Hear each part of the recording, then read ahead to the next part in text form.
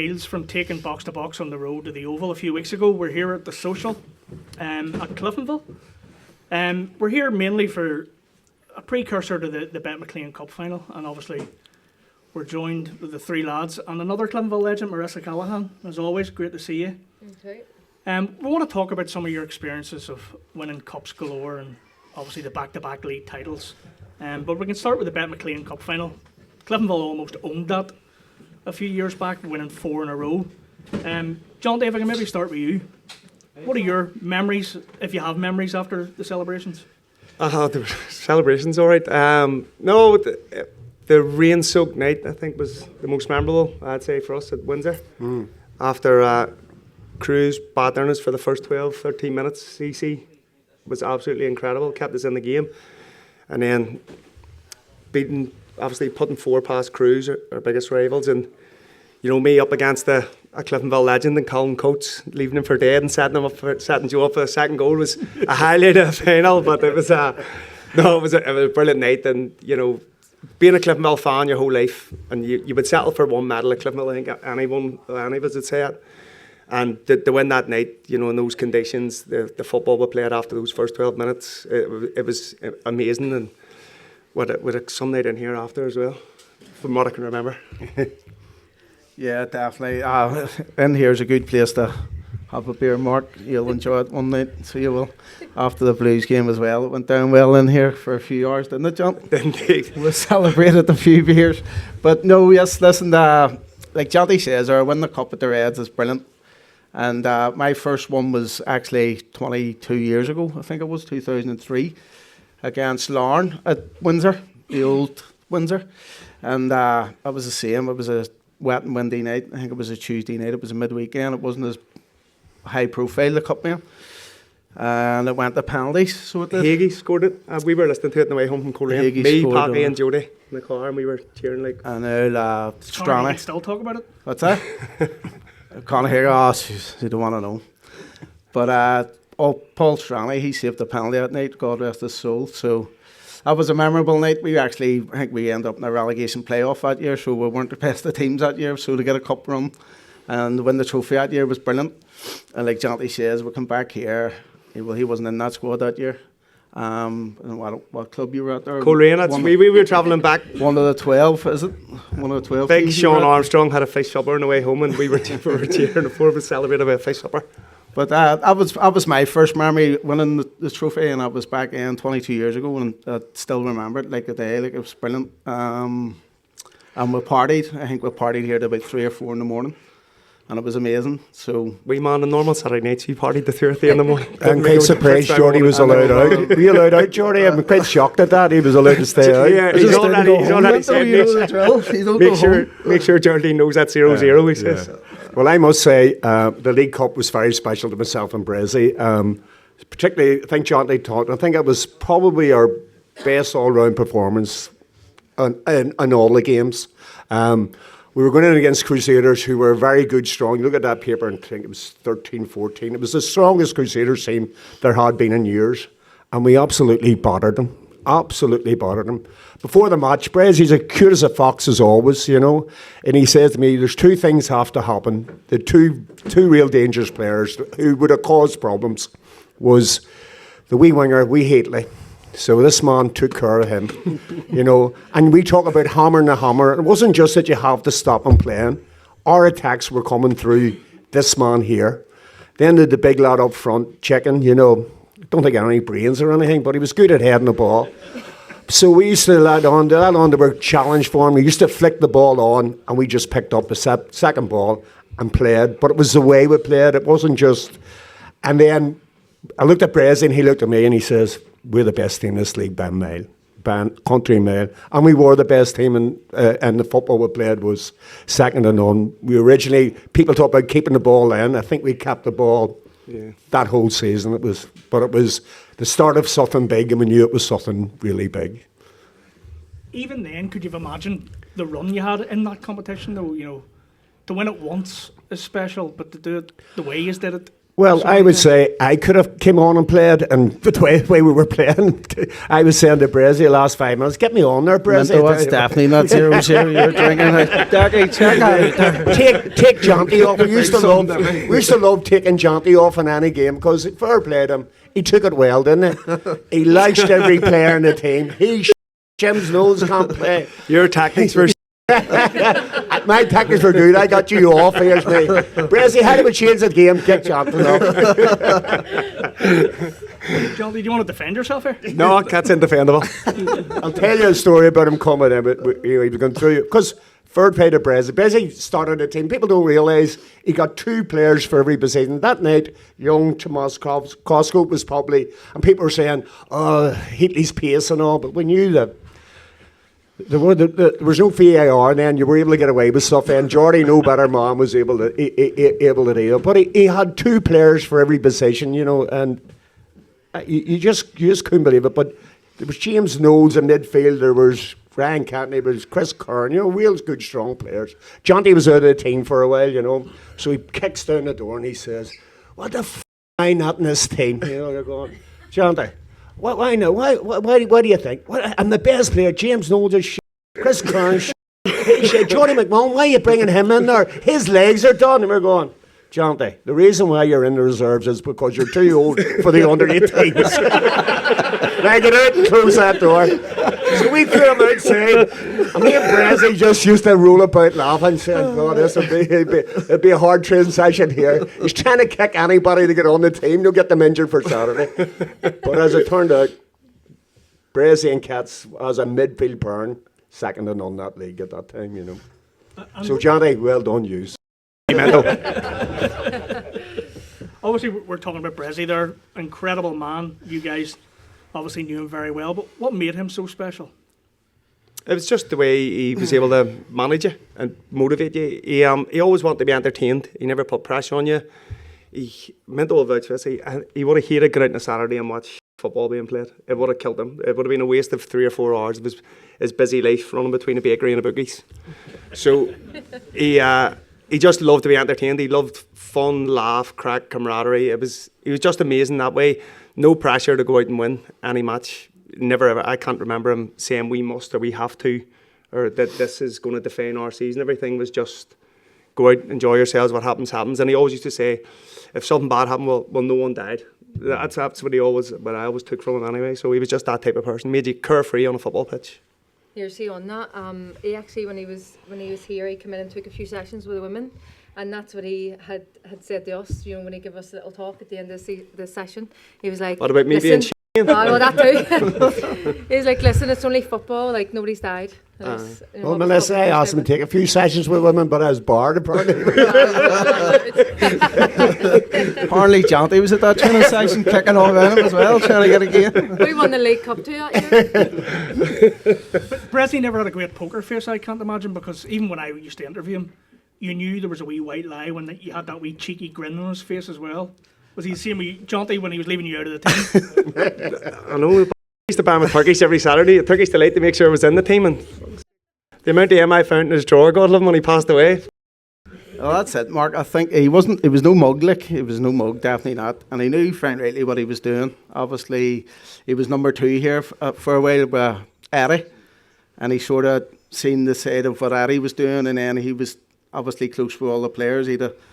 We'd have told him our problems and what Eddie was doing wrong, and then when he came in, he knew what to do right. So he was definitely no mug that way. Do you know what I mean? He seen the writing on the wall a wee bit, and you know, obviously players complained to the assistants and coaches, whatever, and things weren't going right. And the only assistant no one complained to was him because he ripped up. I know, you'd have got a kick up the He came to me when Breslin took over and he wasn't taking a job, and I think Jonty might have given me a phone call, said Tommy's coming down to see you, and I just finished with Newry. I was assistant at Newry, and when you're going after bad results, it's, you know, and I was out of football for a while, you just don't, sometimes football you don't want to go near it or see it, you know. So he came down to the house and he says, "Mento, I'm going to take this, I've been offered the Cliftonville job, temporary." He says, "I don't know if I'm going to take it on or not." He says, it was a Saturday, he says, so the team are training the next day, and he says, "Breslin, get the this house. I don't want to see football or anything." He says, "I'm telling you what, Minto, we have a league winning team here, And I says, Tommy, are you on drugs or what's going on here?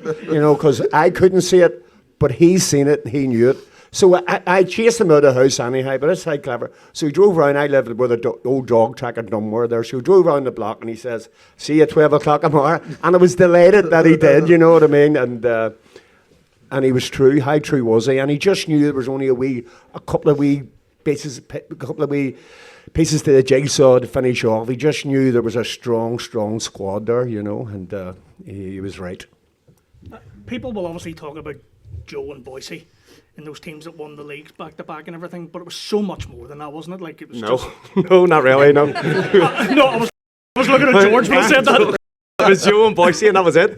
No, all you had to do was give a ball into and that was it. Honestly, that was it. Right or wrong? Well, it was as near as simple as that, yeah. But basically not, no. We fell a wee bit lucky as well. I sort of started the season as well, and I was sort of having a bit of a mirror, and I was sort of contemplating jacking it in, to be honest. So were we. We were contemplating you jacking it. Not jacking it in, but you were in bad form. You weren't getting a run. I was playing out right midfield. Couldn't get going. I was trying to get in the middle, but Jonty was actually keeping his place at this time. But then I don't know who, somebody got injured, and then it ended up that it sort of all fell into one piece, like the jigsaw that Minto was saying. Jamie moved in from right back. He was having a nightmare, so he moved into the centre with Smicker. And then with CC, had come in at nets, and he was a revelation for us. And then I fell into right back, and then had the best season of my life. So it was just a couple of wee tweaks and a wee bit of luck for me personally. And obviously the keeper coming in, Mark Smith, falling on her feet as well. He was brilliant for us too. He was unreal. But Mark cut Smith, that out. I only Don't be realised putting that about on 5 years ago that don't want Mark Smith to hear it. Only realised Mark will tell you that himself. that he actually has curly hair. He used to straighten his hair before training sessions, before matches, before everything. I seen him about 5 years ago with a perm, and I was like, what the fuck, where'd you get that? Yeah, remember Brezzy saying when he said what he just said to me, meant to you love. I wasn't there that day. He says, we'll see a centre half. Brezzy again wanted his players to play football, and Mark probably that was his strength. Maybe it wasn't so much tackling, whatever, but his biggest strength was stepping in with the ball, and he stepped in and got us playing and taking it off the midfield, you know, pinging it in and pinging it back, and that was Mark's strength. And Brezzy was really looking, because there's no way Jamie McGovern was going to do that. Before Jamie's still playing, isn't he? Oh, Jamie had No, he's definitely not now, no. Jamie had a magnificent scene. Him and Smicker again. It was all partnerships everywhere, you know, and him and They hated each other too, didn't they? Give each other dogs abuse, but yeah, but they complimented each other. They were So both from Larne, so they were trouble. You know, so they had problems right away. And obviously one of the huge highlights, I'll declare my hand, I wasn't there that day. I was best man for my best mate, thankfully. George. Galdi? The penalty. No, thankfully not. The penalty against the Blues. Have you ever bought a drink in here since, or probably even before? Well, he didn't. He hasn't yet. That's all I know. Isn't that right, Daggy? Charged for that, apparently. So it was. No, yes, listen. It was amazing. That was an amazing time for the team. Never mind just me. But on a personal note, to get to hit the penalty. A lot of people say that Boise come up to try and get the ball, and I told them to F off, but it wasn't the case. I think Boise didn't want to take the penalty. No, he didn't. Boise himself. himself, so he did. So he just says, "Please don't miss." So, but yes, that was a brilliant time for the club. Obviously, it was a long wait to get the trophy, to get the league title back at the club. And yes, I do buy a lot of drink in here, Mark, and half my wages go in Not here. my company. So when you say legends are here tonight, I mustn't be one of them, because I pay a lot of money in the bar. Be honest with us though. What was going through your head, given the enormity of the moment? What was going through your head? Like, were you crabbing it? No, see, to be totally honest, I honestly believe it was fate. Honestly believe it was fate. It was not one bit of nerves, didn't feel one bit of pressure. And I think we always would have won the league anyway, because it was still 4 games to go or something like that. So it was early on, do you know what I mean? I don't think the league was in doubt. It's just obviously the way the match fell in the 90th minute and all that. But totally honest, no pressure whatsoever. And I'll tell you the truth, I got the next game I played, I got a penalty, I think away to Ballinamallard, and I absolutely bricked myself.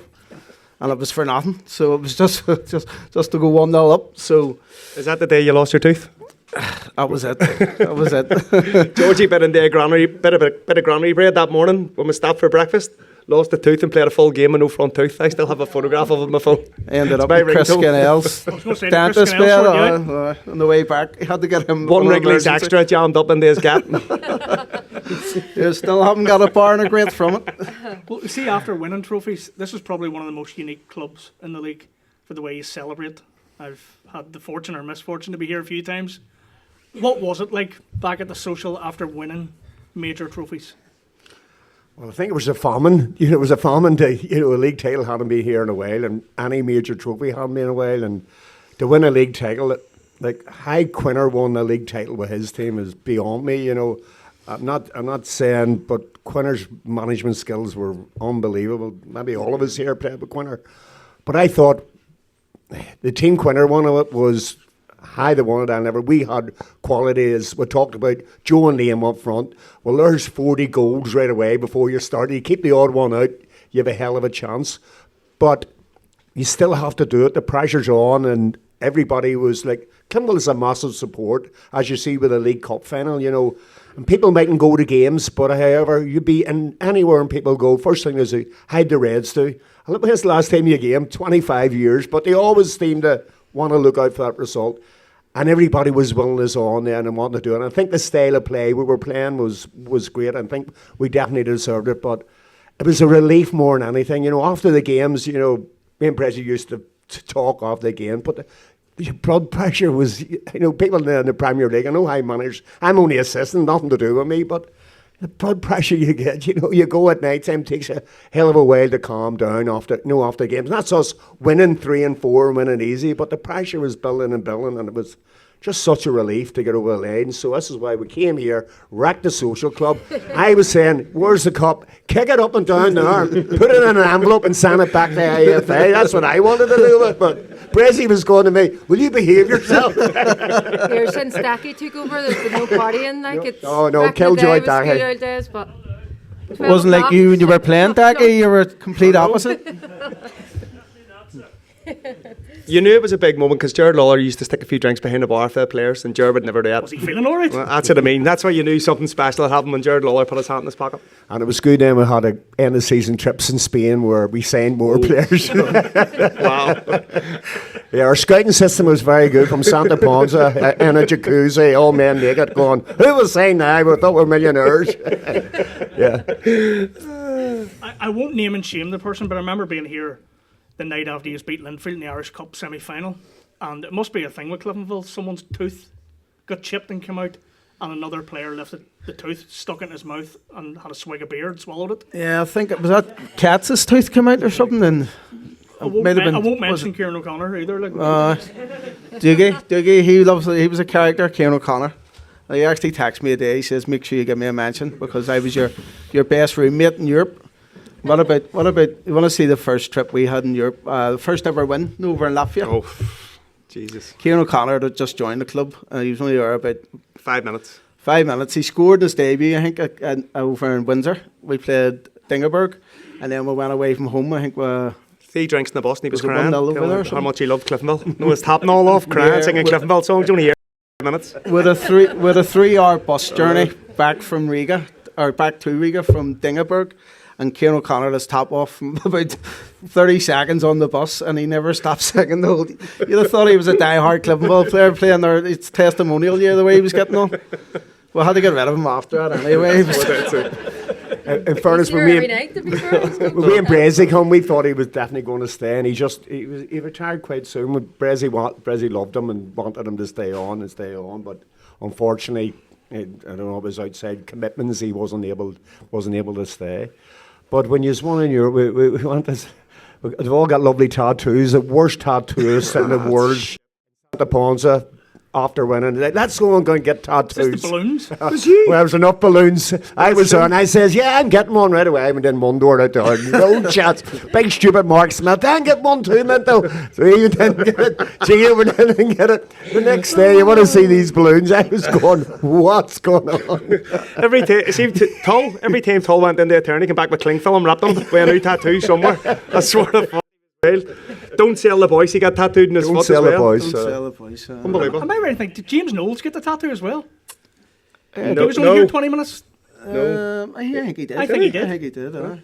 There was a few that wasn't allowed. I think Jamie, I can remember. The Skinells definitely didn't. I can remember Jamie McGovern ringing his missus to say, "Can I get a tattoo?" And she says, "If you get a tattoo, don't come home." So he bottled it. All the rest of us got it and then sent pictures home. And it was too late. It was too late to get the So it was. Balloons. But it was good crack. And Jonty, you've obviously played for a few other clubs. What in your mind makes this club what it is and how unique it is?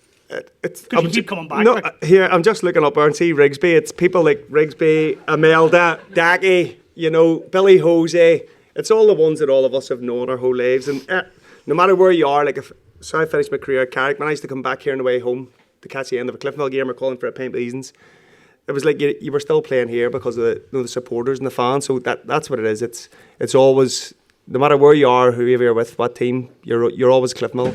Then the Cliftonville family will always put you first. So that's what makes it special. Marissa, you've been a wee bit quiet when we're talking about celebrations. Do you want to dish some dirt on what celebrations were like in here for you guys? Definitely not. We had the likes of Billy Simpson. Anyone know who Billy Simpson is? The quacker from Sunday Row, So we had some parties back in the day. 2015, we done the double. We won the Irish Cup and the League Cup. And at that time, Cliftonville women weren't winning everything. We had a cup one every now and again. And that year was probably our most successful year. And the same week, so we won, on the Monday, we won the Irish League. On the Friday, we won the League Cup. And that whole weekend after was just spent in here. Daki wasn't running it then, so you were allowed to stay for a few hours. So yeah, all weekend just in here, and I had a few drinks, sips of tea and some biscuits. Tea Emmons? Yeah, so listen, we know how to celebrate a cup win. What can I say? That's it. Well, listen, you don't blame anybody, do you? Especially at Cliftonville, we're not overly winning trophies every year, so when we do, we sort of make the most of it. Women are now, like. Oh, tut tut, tut tut. Oh, I had a few women playing with me, miss. Rigsby would probably be able to tell you a few stories of our nights here. Oh, Rigsby. Because he probably remembers, we don't. If the walls could talk in here, Yeah. I dread to think. You don't want to know.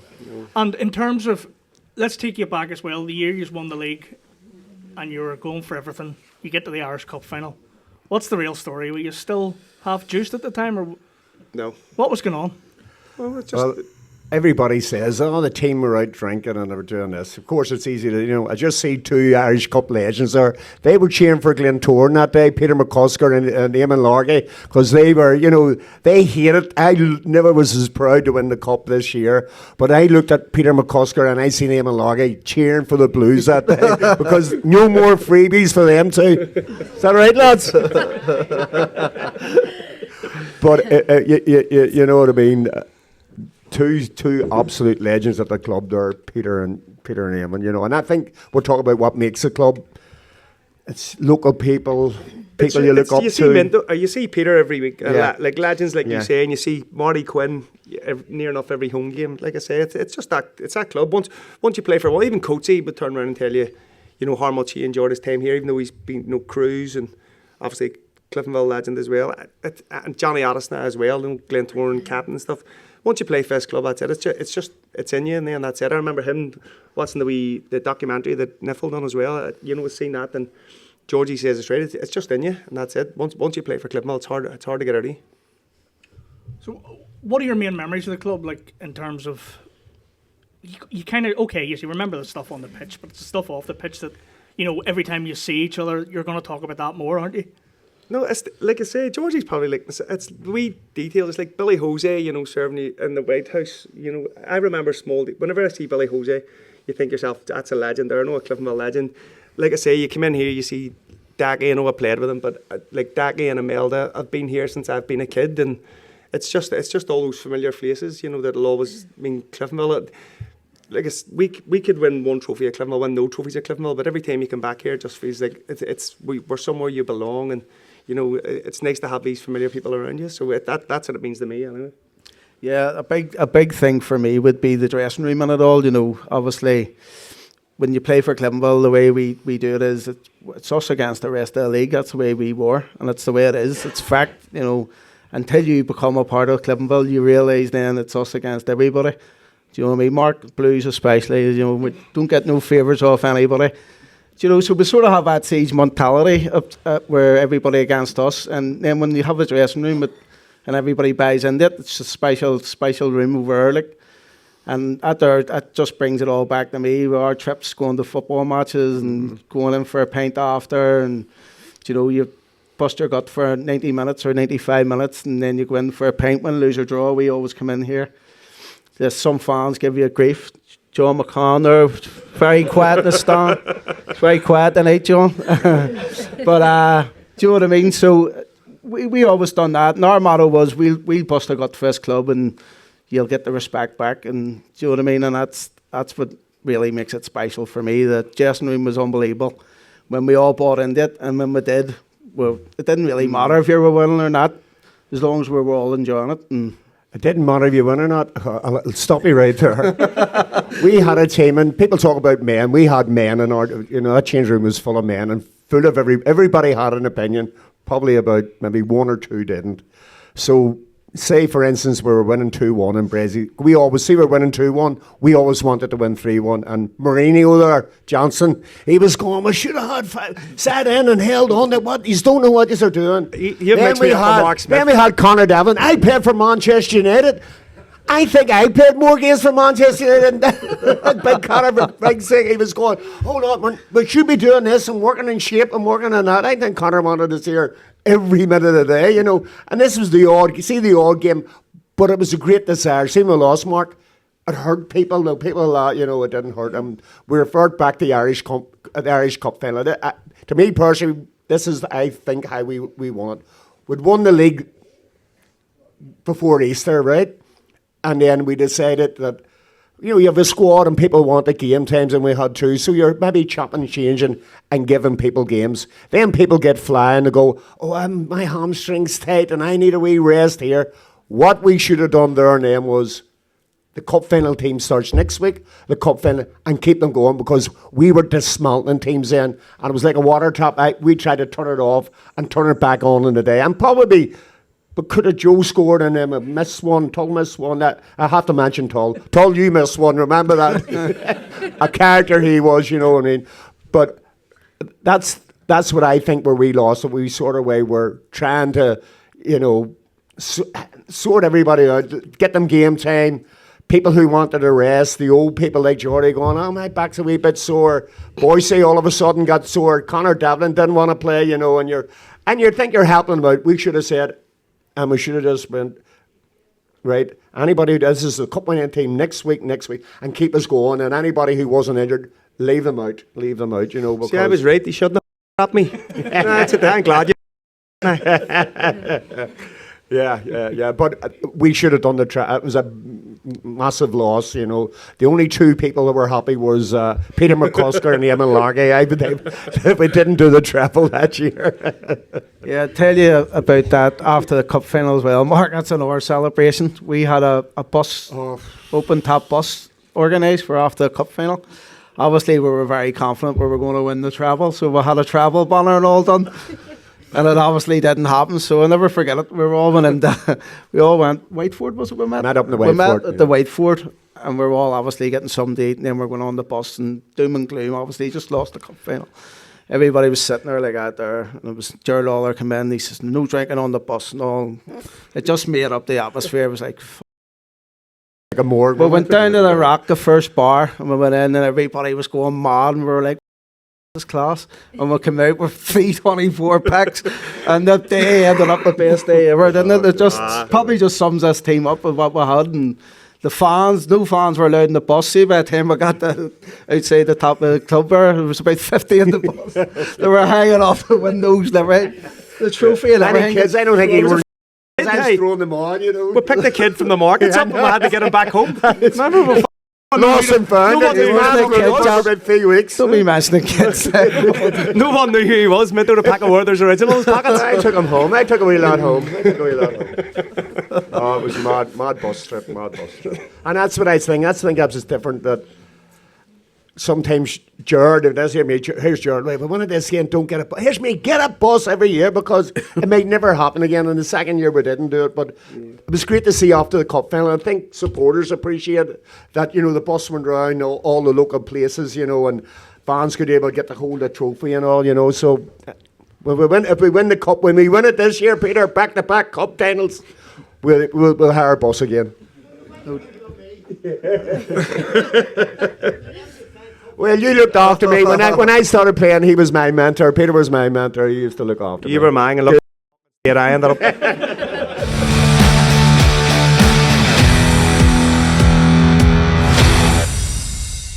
All right, lads. We've spoken a lot about the fun times of yesteryear. What about this current Cliftonville team? Obviously, the Irish Cup victory last year was sensational. One of the most iconic moments of Irish Cup history. Jim's had it tough though. He's lost a lot of goals in the summer. Always going to be a difficult year probably. George, most of the times when I've been in Solitude this season, I've seen you here. What do you think of the current group? Yeah, it's sort of, it's been a start-stop season for them really. They went on a wee run and then results haven't been great, and then they end up with another couple of wins, and then it's just sort of been inconsistent. I think, yes, the loss of goals obviously really hurt them big time because they're relying a lot on Joe again. But obviously that's Joe's job, and he does it really well. So I think it's harsh to say we're relying on Joe all the time because he just does it year in, year out anyway. So I think personally, you'd be looking about the squad. We were talking about when we had our squad that people chipped in more goals. I know we had Joe and Boise scoring a lot of goals, but you got a lot of goals coming from Stevie Garrett, Tull. So I think as a whole, as a team, there could be a lot more goals coming from individuals, midfielders. Rory seems to be one chipping in more goals, but it's tough on them, I think, this year. A few injuries as well. They got a big centre half in, and then he got injured, and they don't seem to have got settled. And we got big Owen Casey back as well. So I think he sort of needs to get his full strength team back, and then know what his best 11 is, and maybe get a run of games with that team. But obviously, they've the League Cup final to look forward to. They're still in the Irish Cup. Obviously, the league's dead and buried. You've got 2 hands on that, Mark. Congratulations. But yes, I think the squad's a wee bit weak in a couple of areas, and personally, it's a bit soft maybe in midfield at times, but not a million miles away. I think he probably just maybe 1 or 2 signing. Like I say, if he had his full squad, he would probably say it himself. If he had his full squad available, and then he gets a run of games, then you can maybe judge him on that. Do you know what I mean? It's been stop-start, and then a couple of boys leaving. Doherty left in January here as well, so it just seems like every time he gets going, there's a wee knockback. So it's been a tough season so far, but like I say, you've a League Cup to look forward to, and if he wins that, then it's all, we're partying to 4 a.m. again. The bus is coming out. The bus is coming out, yes. And look, listen, let's be honest. Jim Magilton wasn't the most popular appointment at the club, from successful managers. Mark, down name here. names. There's people in here. Everybody. As a guy called Conor Hayes wanted to put a signpost at the top of the street. He's away. Is he gone? He's lucky. But what a job he's done, to be fair. Like the job he did last year, it couldn't have been easy for him. You're a manager now, you know that the pressures that come with that. he's the best man for Cliftonville football. Jonty's a football coach, club. not a manager. I promised I'm going to stop swearing this part of it, so you better watch. No, Jim by far is the best man for the job. His experience, it was a no-brainer to bring someone with that experience and that quality into this club. The style of football he plays suits the club. Last year, with the players he had, with like Ronan Wilson, Doherty, etc., you seen what he done. I think he near cost us all a marriage and everything when he won the Irish Cup, and then to get that taken away from you and have to rebuild. And he's had to take a lot of shots, a lot of gambles on players. Some have worked, some haven't worked. And that's just the nature of the beast in terms of finance and where we are as a club. You know, we're not all bankrolled by the IFA like yourselves over there. You know, with Glentoran are bankrolled, and then obviously Lauren doing what they're doing. So we have to go a different route, and I think he's still done well to keep us competitive. In big games, no one's really outclassed us in any game, or no one's really hammered us. So we always stay competitive in games. Beat Glentoran the other night 2-0. So Jim's doing well, but it's just, you know, I think, as you say, people knock managers, but how can you knock Jim Agilton? The job he done has been unbelievable. When he came in, the signings hit the ground running, every one of them, you know. If you look at last year's cup final, which was probably, you know, I was there in 79. It was nearly as good as 79. It was nearly as good as 79. But it was probably, I've never been excited as a match, probably from 1979, the way the Reds won it then, and again, a last-minute goal. But to lose all them players, and they were Jim's players. Jim signed nearly every one of them. And as Geordie talked about, you need goals all around the team. There was goals all around the team last year. And to lose them, people think you can just go out and get a player. When I was down at Portadown, Big Ronnie was bringing players in and day out. And everybody says, Stevie Cowan and Sandy Fraser, you know, they scored loads of goals. But you want to see how many players were in and out of there who didn't do it, who had big reputation in Scotland, big reputation in England, but couldn't hack the Irish League, you know. So Jim, and again, he knows the AFA setup, youth setup, and would know players in England. And I think he's got hard done by as well, by losing them players and losing our couple at Christmas there. And people saying, well, who's he saying now? Well, I think he's right. See, there's no point just signing anybody for the sake of signing them, because the fans are on your back. You know, oh, we need this, we need that. Yeah, I think you have to wait and get the right time. So Sheikh Murray is taking over the new Cliftonville team. So we're going full time. We're going to spend Jonty's confirmation money, and we'll be able to buy and fund. So watch this space. We'll be back with a bang, and I hope we go full time. And I know you don't want to lose the heart of a club. People saying about somebody banned over a club, but you don't want to be left behind. You know, we have smelt success. You know, and the ground itself needs all done up, and you need money, folks. You know. I know it's a members club and all, but we do need money to compete. Well, there's obviously a lot of talk about outside investment at Cliftonville. It's the latest club. It's a difficult one, I guess, because a lot of fans don't want the heart of the club ripped out. But without it, do you think it's possible to have like long-term success? I don't think so. I think we're sort of every year we don't get money here, we're going to lose and lose. The thing is, as the two lads talked about, they're Cliftonville through and through. You cut them, you know what I mean. They're proper. You can't sustain that constantly. Your best players, if you look on the Irish League, and it was the same back in my day, every best player in the league came through Cliftonville, and then, you know, club were offering them, you know, they weren't on the money, they could get triple, 3 times the wages elsewhere. And it's okay, people saying, oh, he's a glory hunter, he went for money. Anybody in this who's a bricklayer and they go across the road and they get 4 or 5 times their wages, they're going to say, no, I want to be loyal to Mr. Wall here, I want to build this wall. No, I think we need to try and grasp this, but obviously with the right person, and we don't want to lose the heart. I think our youth setup is magnificent, and maybe a few wee tweaks, more money to the kids there. Players are coming through. Gio's a manager on their 16 team. I'll let him speak about what's coming through, Gio. No, I think that's the new sort of way they're looking now, the full-time. They've started the new full-time academy. So it's only in its first year. And then, like Minto saying, I'm in now coaching with Big Lee and Amo at the 16s and absolutely loving it. We have a quality team. And I think there's 3 or 4 of them out there now playing for the reserves. So the youth is getting a chance at reserve level, 18s level, and the setup is brilliant. But I think in general, with the 3G pitches and all the youth setups now, there's so much football going on, so it's hard for not to be producing kids now, do you know what I mean, decent footballers, because the coaching's went up through a level, the surfaces and the level is just raising every year. And if you tell me if you've got 100 kids training every week, surely you're going to produce a couple of quality players. Do you know what I mean? So I think it's a big factor now for all the clubs, not just us, but all the youth teams. Do you know what I mean? So, but yes, we are quality. We're quality youth all over. We Murray, our best goalkeeper, the coaches group, so he is. We'll have to show Mark that video you usually let him on in. But do you know what I mean? And it's a great chance, great opportunity for our kids. Our kids are playing here tomorrow night at Solitude, 8 o'clock.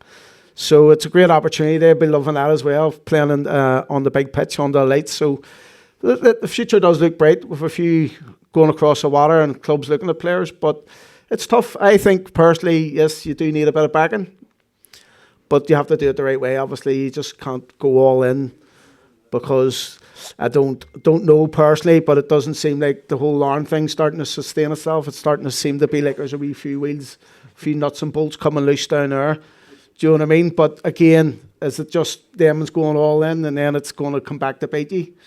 Obviously, the Glens have been up and down a few times with going all in. So it's a dodgy subject where you get a lot of money, pump it in, and then does it come back to bite you? Where obviously we've been sustaining ourselves for a long time.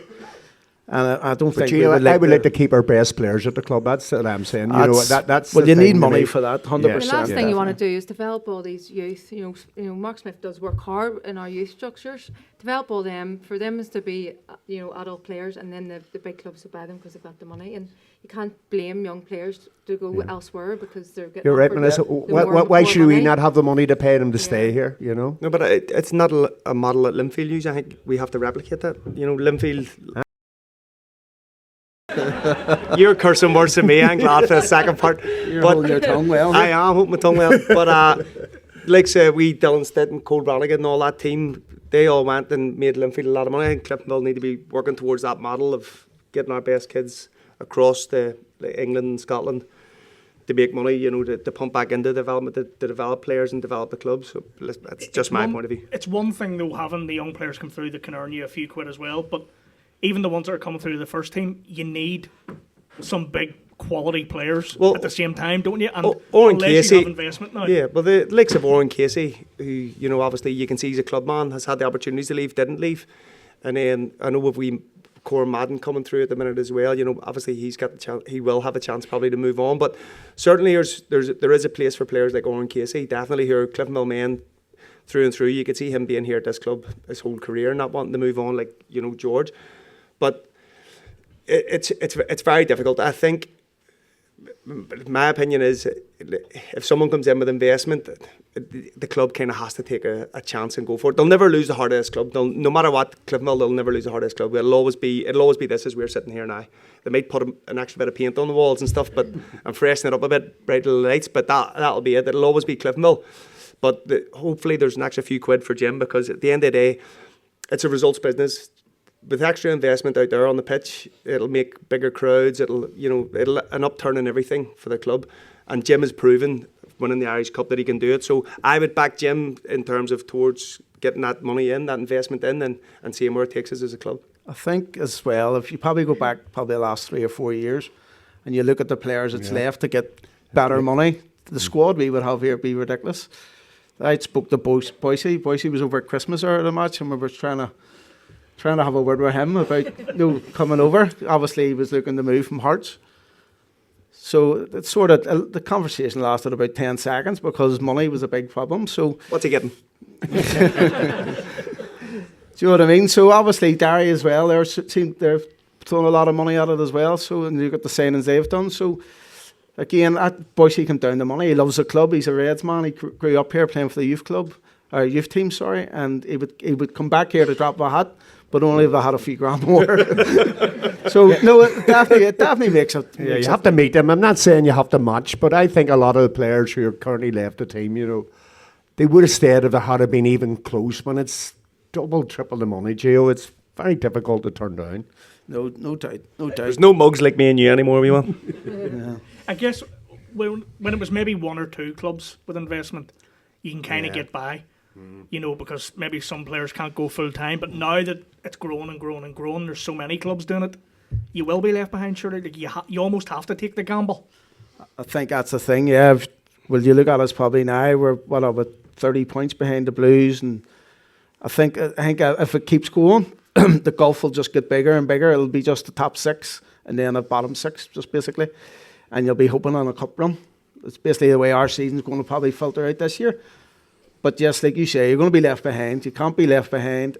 And again, it's tough on the club, where you're looking, if they don't have it, they don't have it. If they do have it, then start splicing it. So Yeah, the pressure of getting to Europe looks massive as well. The incentive of a cup win, the guarantee of European spots, huge. And even Cliftonville just focusing solely on a cup win, on any day, any team can beat anyone. You know, putting all your eggs in that basket's very, very risky. So I do think there has to be, in terms of a squad, more money put in for better players, better squad players to make a run at a maybe top 3 or 4 spot where you get a European playoff chance as well, just in case you don't get those cup Well, cup that's what I'm spots. saying, Johnny. I don't think any manager of Cliftonville has had real money.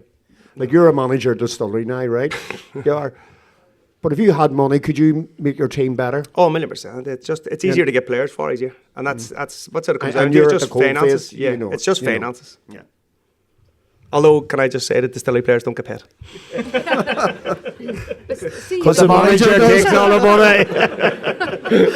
Do you say that the guy? I wasn't going to curse this half, but just. See, even out there as well, like we do have the best following in the Irish League. Like the League Cup, when the tickets came out and, you know, the Cliftonville end was sold out in a matter of hours, minutes. If we could develop out there and get more bums on seats as well, I mean, that's would be a huge investment for the club. We have more and more fans out there as well. Yeah, Yeah. go ahead, Minto. No, I think it's the whole club in general. You know, I talked about youth team, even the women's team as well. I'm sure it'll be left behind too. It's not just men's senior football. It's right through the whole. You know, your best kids all of a sudden will be going to the Larns, will be going to Coleraines. But you know, we have to hold on to the kids. Have to hold on to all our best players. Have to be able to offer them something which is sort of way not unreasonable, a good offer. You know, and you know, over the years it's been, you know, some of our best players have been offered nothing really, you know. I took all the money, like I was happy enough. But I think what you're saying as well, that the development of the ground. When I signed, I don't know when it was, but a couple of years ago, a couple of months ago. But there was plans, and they're probably still there. Paul, former chairman, he'd probably tell you the same. But there was plans to redevelop that car park underneath, and we're going to put gyms over here and do this and do that.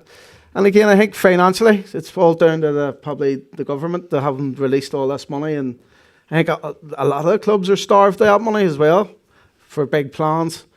No, ideally you would want an all-seater stadium and a place looking amazing. And I actually wouldn't change a social club for anything, like, to be honest. But Probably, Well, I would change the barman. But yeah, no, you could do with redevelopment. But I think again, Marissa, it all comes down to finances, money. You know, can they afford to put money into the ground whenever they need to get a winning team on the pitch? It's your sort of hands are tied in that one. What doesn't take money is the will to win a final. There's one coming up here. Obviously, the Reds beat the Glens last Friday night.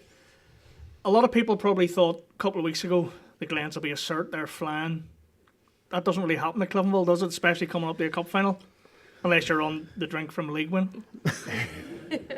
No, well, I came to the game on Friday night and I was expecting us to get beat, to be honest, totally honest. The form's been poor, I think, with 3 wins in 11 games or something like that.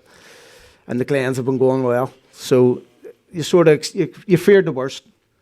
But I thought actually the Glens were the better team first half. And then we got that wee bit. I think Rory up there on the big screen, he sort of just, he pulled us over the line, I thought, the other night. He's starting to become a bit of a role model for the team. He's starting to be the leader what he can be. He's fit, he looks strong, and he's chipping in more goals, like I said earlier. So I think personally the game wasn't going his way. I think Sully was sort of getting the run on the midfield. Then we got the goal. He had a great shot, keeper palmed it out, goal, and then it just changed the game on a thing. He started to run the show. He was full of confidence, full of energy. And I think when you have a player like him in midfield with that energy, he could win you a cup final no bother. And obviously he likes Joe. And we've definitely got game winners in the team, in the squad. There's no two ways about it.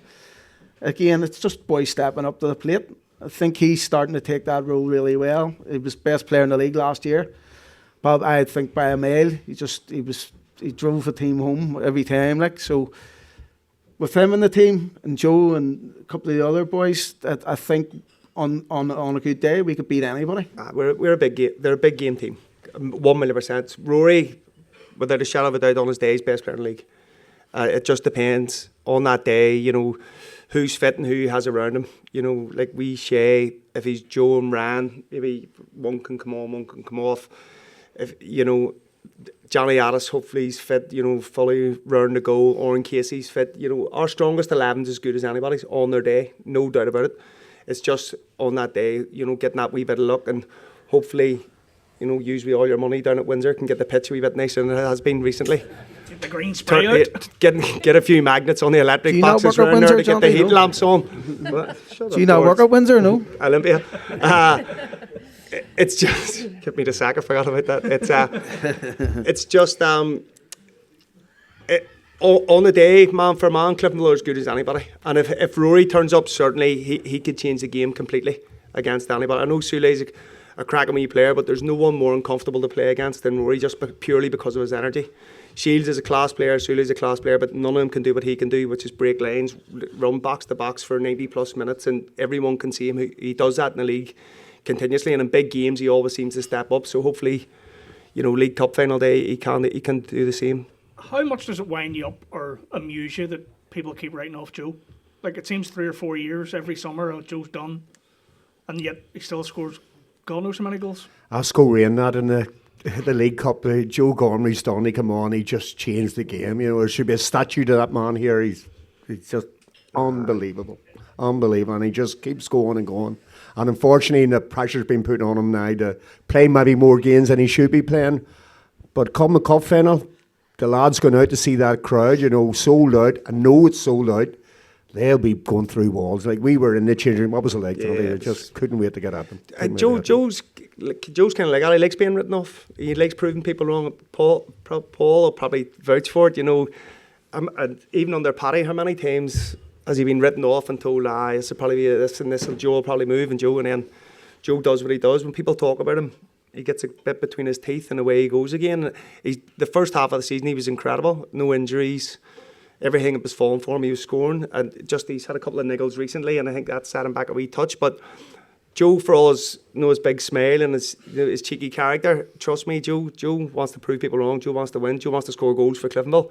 And again, you write him off at your own peril. But you know, I certainly wouldn't want to play against Joe Gormley in a cup final. That's my opinion anyway, because he's one of those players that comes alive, much like Rory. Just in big games, he just seems to raise the occasion. I think this year he's looked really sharp and fit, like compared to the last couple of years. Yeah. I don't know, he just had a spark. Obviously, he's always scored goals for us, but I don't know, he just had a spark there, especially at the start of the season. He's in good shape. He is in Mercy, good shape, yeah. You know, he seems to have He trimmed really down, is. and he does seem shy. I know what you mean. He doesn't seem. He's off the baby feeding now. He's all right. I think he's in the spare room. I know what I want to say. But So I think kids the are one up and I think of one thing about I'm Joe glad as well. you're lowering the standard now. It's not me. I think of one thing about Joe is he's probably the damn breed in the squad now, where he's a Cliftonville man. He's been there. Obviously, it's his testimonial year, so it says it all about him. And I think even him having to prove people wrong is ridiculous. I think it's a bit of a joke. And I don't think Joe even looks at it like that. I think Joe just loves going out there and playing for Cliftonville, and he'll score goals when he does. You know what I mean? I think Joe just loves playing for Cliftonville. He's the first one over to high five fans. He's saying anything for anybody. Take a photo. Joe is Mr. Cliftonville now. You know what I mean? He's took over the mantle. And Well, he Gio, just when loves it. he didn't get on the cup final last year, and what was it like? You celebrated thought he scored A hat trick. a hat trick, you know, and that just sums him up. You know, it's not about him. It's about, you know, it's a team he is, and he always was like that. Right from the start, he was scoring goals. He wasn't never shy. He was, you know, a joy to be around. It was near Ronan Hill's back when he had his Quickest he's hands moved up in years. before they've all can get in the net. And I mean, obviously the Glens have been strong in recent times, but Cliftonville, do you reckon they have what it takes? You know, you're talking about big game players. There are quite a lot of players that obviously were here at the end of last season when they won the Irish Cup, but the team's changed quite dramatically. Is it always a difficult one to know what players are like in India Cup final? Like when you was playing cup finals, did you change what you did in the build-up much in terms of preparation? Not really. It's just the whole suit thing was a nonsense, wasn't it? Getting the suit and stuff for the Irish Cup final. I hated that. It was absolute pain in the hole. He asked to get hoodies. Can we get a hoodie instead? I said, Johnny, you'll be From going West Belfast, to you'll be going to court shortly. You need a suit. Says you, But what I mean was, like I just like the routine, of a normal game. But what Cliftonville have is a lot of youth, and with youth, there's not really. Hopefully, they take it the right way, and there's no pressure, and they play with freedom. You see when like sweet Corn Madden and that comes on, and wee Kearney, who's I think's the best right back in the league now. He just plays with no pressure, no freedom, and then big games, like I say, they'd want to go out and express themselves. Whereas an older team, if Cliftonville were forced into playing a real older team, they might get a bit uptight and nervous. Uptight and nervous, realising the pressure that's on you to do well for this club, because you want to do well for the fans. You don't want to come back to a disappointed social club and Rigsby shouting at you and no money behind the bar from Mr. McKeown over here. So it's just the youth that we have at the minute. There's a bit of energy around the players on the pitch. If they can feed off Rory, then certainly Cliftonville can do it, no problem. But Glentoran are a class, disciplined, well drilled, organised side. Daggy's done a great job putting that squad together, and obviously a bigger budget as well. So they'll rightly probably go into it as favourites. But Cliftonville have always enjoyed the underdogs tag. But see, even with the young players, like what an opportunity to go out with the atmosphere at the Irish Cup last year was unreal. Imagine being a young player, going Sold out Windsor. Definitely, Melissa. Windsor, I think you're right there. Cup final, they'll be well up for it. Well, I think it could make or break a lot of them. It could really. You talk about kicking on. See if they win this. I think I remember. Look back to when we won our first tour under Tommy. It was only a county anthem shield, but it was massive to us, wasn't it, Jill? Yeah. It was you going, and if they win this cup final, I think okay, the league's maybe gone, but tell you what, there could be another Irish Cup here come the end of the season as well. I think for me personally, this is where you rely on Jim's experience. Yeah. I think he's worth his weight in gold at these times. And Skin, mention Skin. And Skin Jesus as well. Christ, forgot to Skin's mention. been there and done it as well. At the But club. you know what I mean? He'll be a cool, calm, collective. Jim, he'll obviously with the cup final last year, the experience, but he's the type of person you want in the dressing room. He's very like Brazzy. Well, don't know as a manager what way he works. I hear he's up and down. He can mix it. He can be polite and then aggressive. But Brazzy's biggest attribute was that he kept things normal, calm. And I think Jim will be. I think he'll be worth his weight in the gold. I think we probably just get a wee edge because of Jim's experience, to be honest. Glentoran have a young team too. Glentoran very young, inexperienced as well. A lot of the Glens as well. But I just think as a red man going out there in that crowd, and particularly a lot of them kids would have been sitting in the terrace and watching the cup final last year and going, "My God, I have a chance to." Yeah. I think that's the big thing as well. They've looked at it and think, of course I want to be a part of that. You mentioned though the County Antrim Shield, the fact that the Glens got over the line in the County Antrim Shield earlier this season. Yeah, it'll help them. Definitely, Mark. That will give them that bit of momentum. Will, definitely. And just that, that will, and they know that they can win a trophy. How hard is it to get over the line with that first one? Yeah, that's what I'm saying.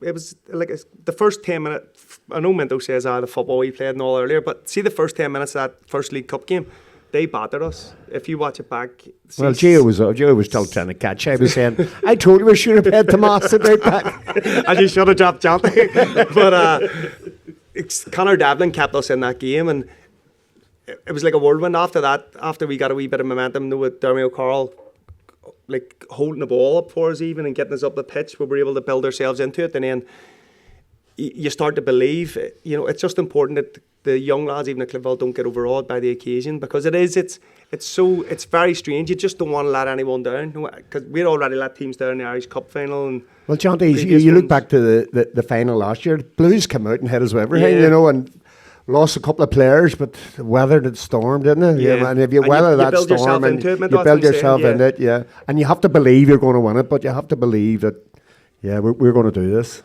and that's the management's job. Yeah. Jim, Jim seems brilliant at it. Brilliant at it. Yeah, and like you say, Mark, if they've got the first piece of silverware, the Glens, and once you get a wee taste of silverware, you only want a wee bit more. Do you know what I mean? So there's no more incentive for them, and you get a wee taste of it. Obviously, the celebrations, whatever the Glens done. Apparently they went for a cup of tea and a couple of prawn sandwiches, but it wouldn't have been up our street. But Went to shipyard, I heard. Oh, it's closed down, is it? All right. Big Arn, maybe give us a bit of info. We partying all night, aren't we? Well, we're surrounded by Glens men here and Blues men tonight. Well, stick your neck in the line then. Obviously, you all think you're going to predict that the Reds win, but how are they going to win this? Me, I think it's going to go to penalties. That'll delight everyone. Sorry about that, folks. Hope I'm wrong. We'll win 4-0. No, I think it'll be tight. normal time, 2-1, Joel's goal winner. Just normal time, Joel's goal winner. Oh, definitely. I think even Friday night was a massive game for us. If we had to get a hump there on Friday night, it would have, Glenn's momentum and all. They'll worry about us. And definitely, I think, 3-1 Reds. 3-1 Reds. I'm sure everyone in here will hope it's 3-1 Reds. Listen, we'll leave it there. It's been great chatting to you about yesteryear and, of course, the current team. And here's looking forward to an unbelievable final and obviously a Reds victory for you boys. Yep. Yes. What I owe to a swear box, Declan? You'll be cheering that on too, Marco.